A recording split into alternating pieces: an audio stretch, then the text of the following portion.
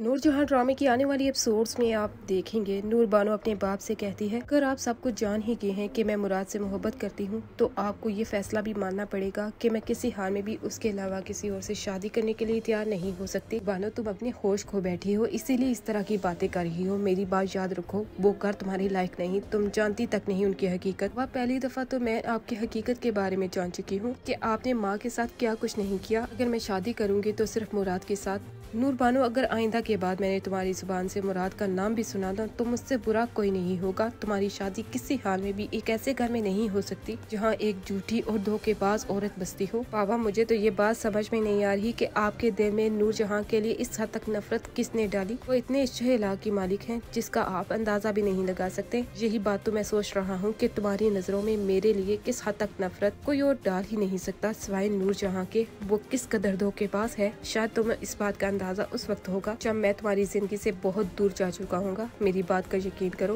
उस घर में तुम्हारी शादी करना बिल्कुल भी ठीक नहीं। तुम माजी के बारे में कुछ भी नहीं जानती, इसीलिए मैं चाहता हूँ कि तुम मुराद से दूर हो। मुराद तुम्हारे लायक नहीं। लेकिन नूर बानो इस बात का फैसला कर लेती है कि वह हर हाल में शादी करेगी तो सिर्फ और सिर्फ मुराद से, क्योंकि वो मुराद से मोहब्बत करने शुरू हो गई है। जहाँ तो यही चाहती थी कि किसी न किसी तरीके से मुराद और नूर बानो एक हो जाएं, और ऐसा ही हो रहा है। आने वाली एपिसोड्स काफी ज्यादा इंटरेस्टिंग होने जा रही हैं।